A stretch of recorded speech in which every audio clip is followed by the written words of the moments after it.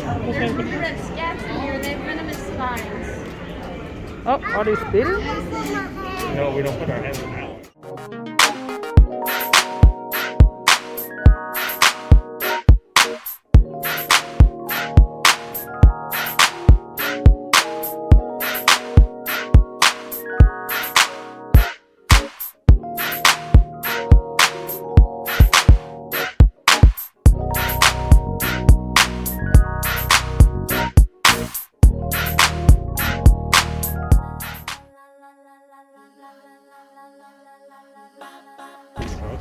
Alright, well just tell the people where we are. We're at, I think this is in still downtown. We took about a 5-minute lift ride here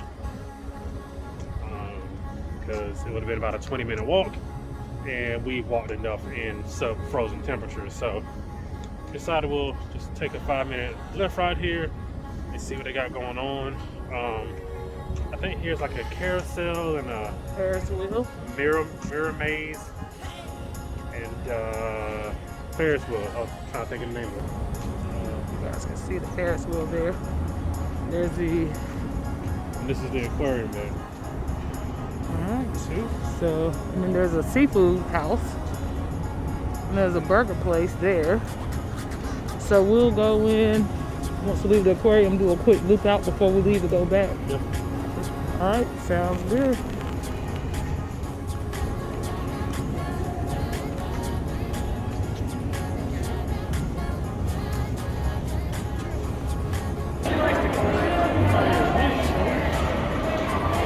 Well, there's a ropes course that we did not know about.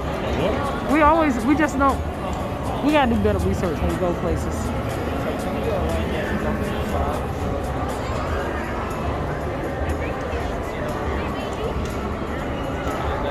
Yeah. Pretty dope.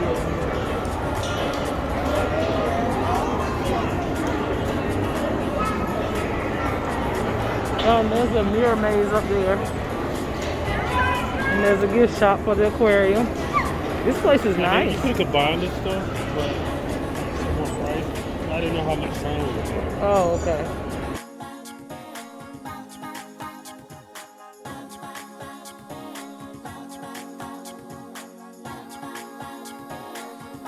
These are the different show times. River mussels. Oh, the otters. We missed the otters?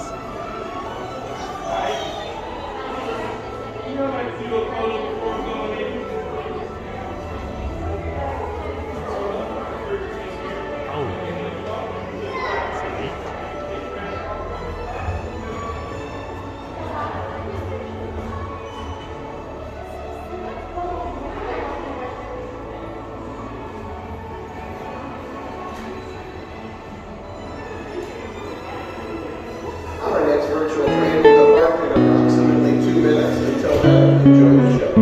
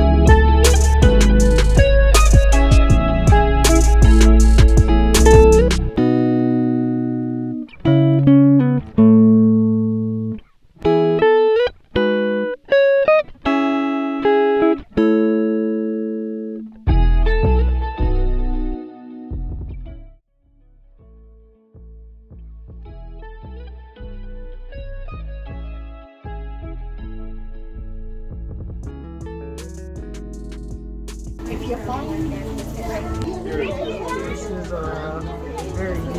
Yes. I did not expect this one. No, absolutely not.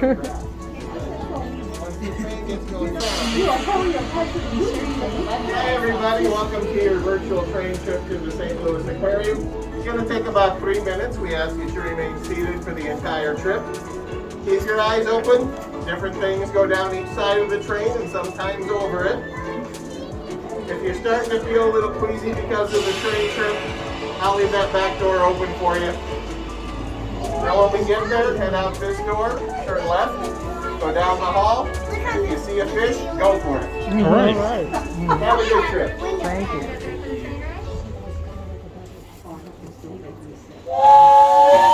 Full steam ahead. Hello, folks. I'm John Tickerman, your conductor and tour guide today. We start our journey on September 1st, 1894, when the first train departed Union Station. St. Louis was introduced to the world in 1904 when it hosted both the Olympics and the World's Fair. Look, the stadium and fair exhibits are right outside our windows. St. Louis was booming in the 1920s. By 1940, we reached over 800,000 residents. The 60s brought us the Gateway Arch. And today, well, let's take a closer look.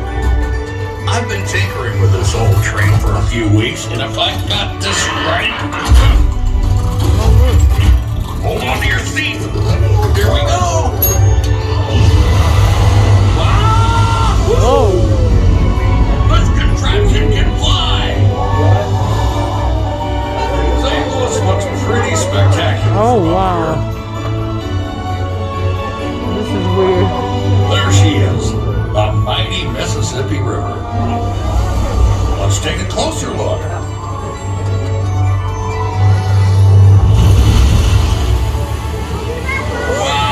Wahoo! Wakeboarding train style.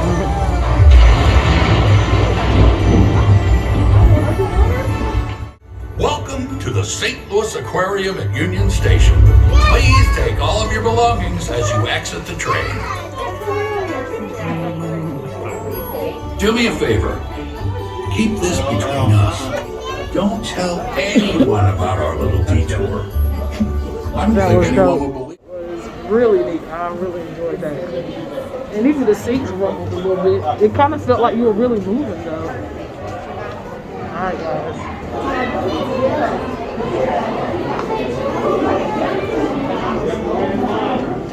He look like he's missing half his body. Look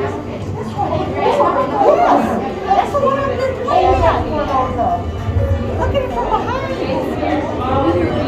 Looks like it's see-through. Oh, here's another one. What is it? I don't know. Over there to the side. I have never seen anything like that. What is that?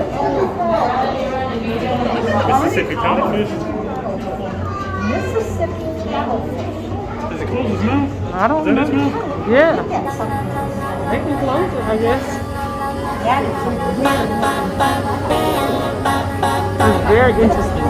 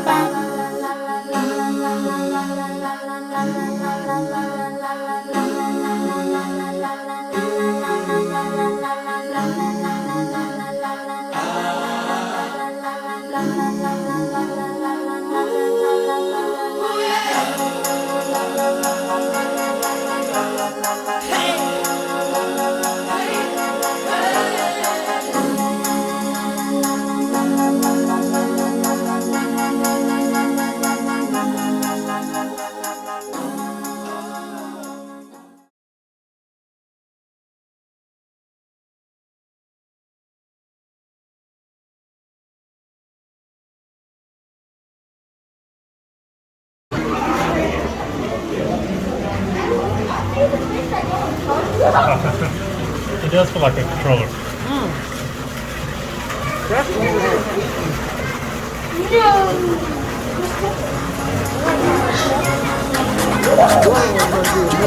Stop it. Yeah,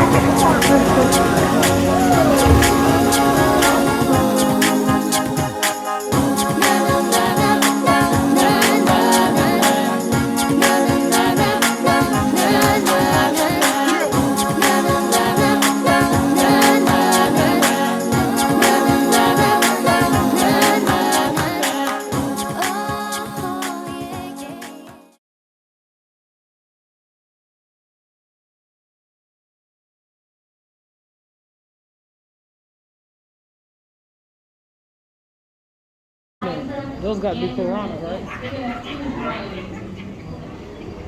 But they just suspend in the middle of the water like that. It's like they just waiting for you. They just wait. Yep. Oh, buddy.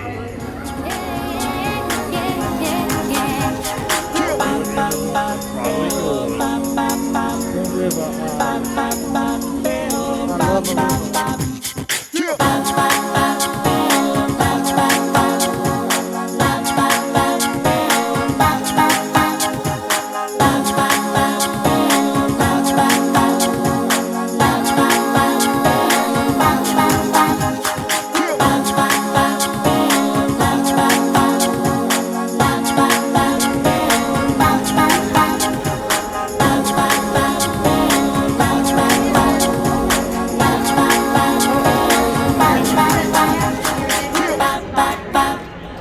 Oh, are they spitting?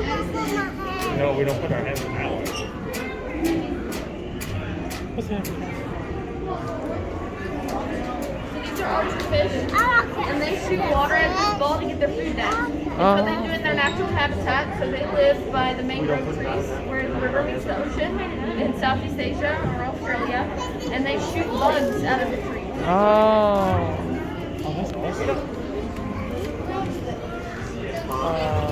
Wow. Oh my god.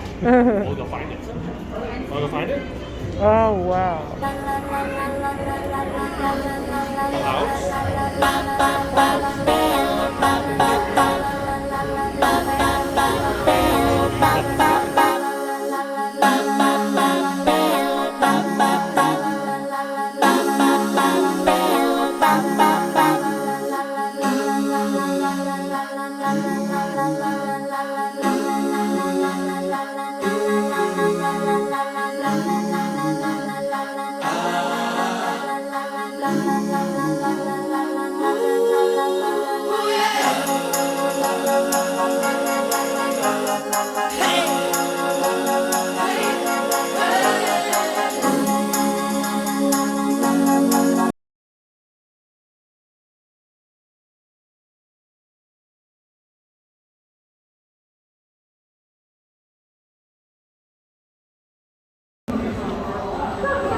Yeah, so he cannot curl all the way into a ball. Those are, I think, three-banded armadillos that can do that. These guys will kind of like tuck themselves to kind of protect their underbellies, but they're not able to get into that ball like the three-bandeds can. What is it? Do we have any other questions? These are great questions.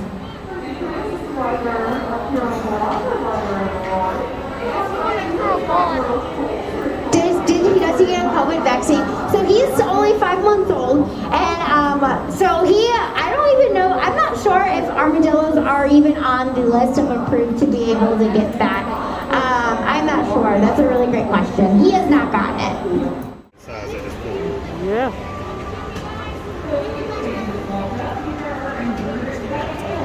For those who don't know, I've had both passed away in tragic circumstances. So these are different types of river slide. For the water, make certain you have the mask up over your mouth and nose. Just because animals are known to get COVID, so we want to make certain that everybody stays safe. But here we have different types of river slider. We have our red-eared slider, like these two ladies up front there. We have our yellow bellies, which are kind of hang out here on the log. We do have one Cumberland turtle. She's got a yellow S around her eye. However, she does like to take long naps on the bottom, so she's probably somewhere in this turtle pile over That's there. another turtle, but I don't see that happening anytime soon. We already have fish with them. Look, the sloths are out.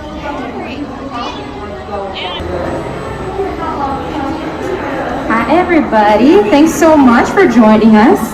We are hanging out with our two-toed Linnaeus sloth, Mr. Coconut here. We're just gonna get him on the tree real quick, nice and comfy.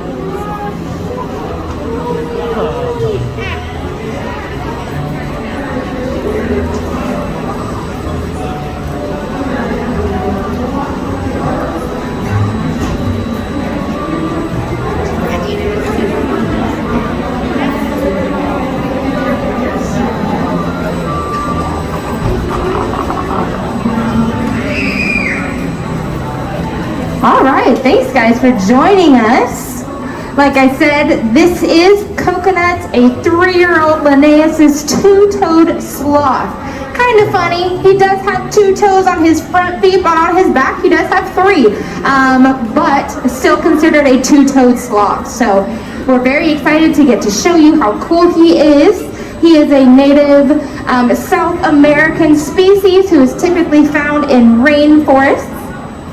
So it's very important that we do all that we can to make sure that we protect the rainforest by making sure to recycle and doing things like that, just being aware of the products that we're using.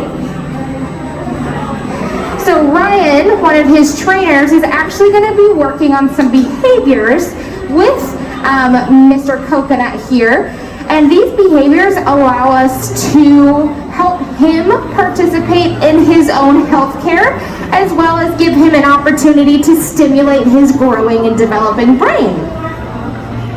So he's getting a bunch of his favorite snacks right now. He's getting lettuce, he's got zucchini, yellow squash, a little bit of, what else is in there? Peas and things like that. So quite a few different vegetables he's very, very excited for.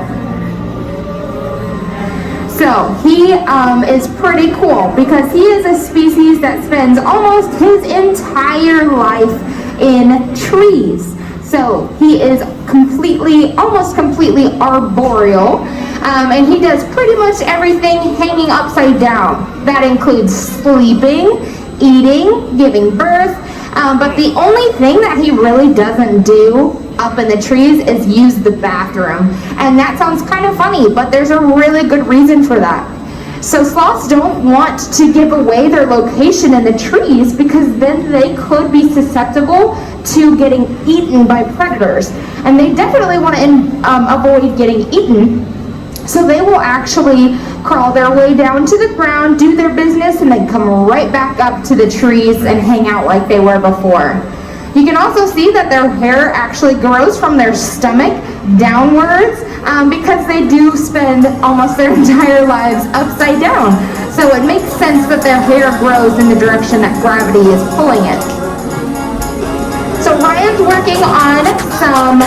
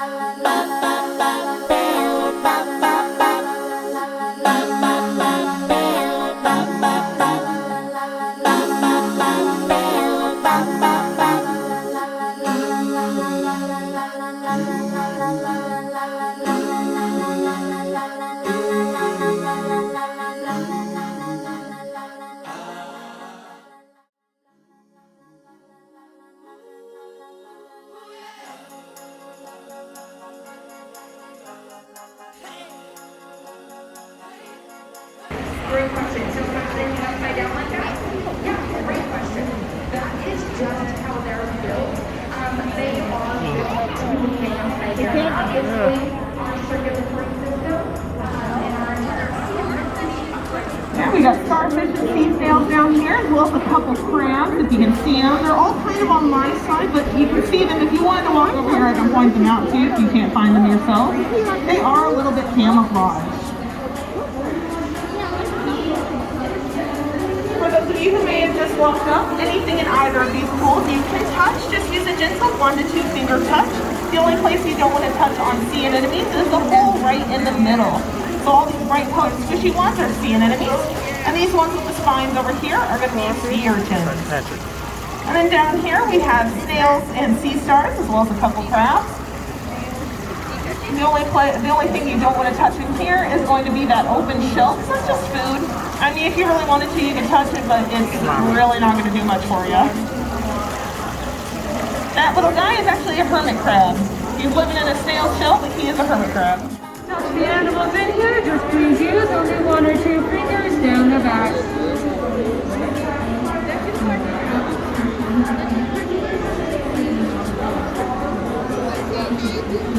Shark. A lot of mermaids like to be touched. They see the 2 fingers, they'll come up to you. Yeah, they shark. With the sharks, you can touch them too if you can reach them. Just do so behind their head. Our sharks are nocturnal, so you usually see them sleeping either in the middle or along the wall. What? Yes. Someone asked about if the barbs are gone. The barbs are clipped. And they're made out of the same thing as fingernails, and the process is pretty similar.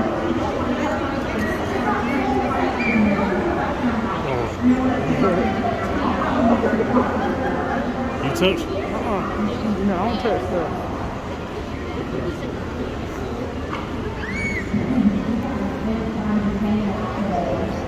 What it feel like? Just Sliding.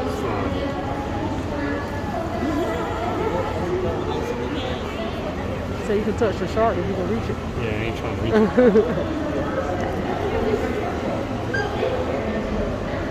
You can touch.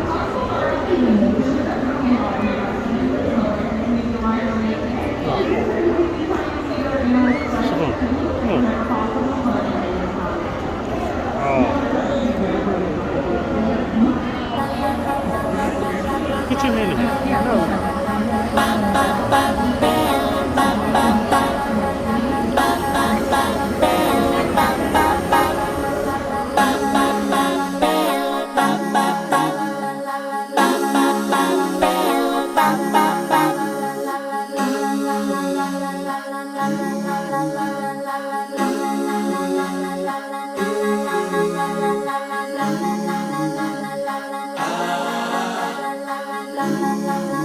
la la la la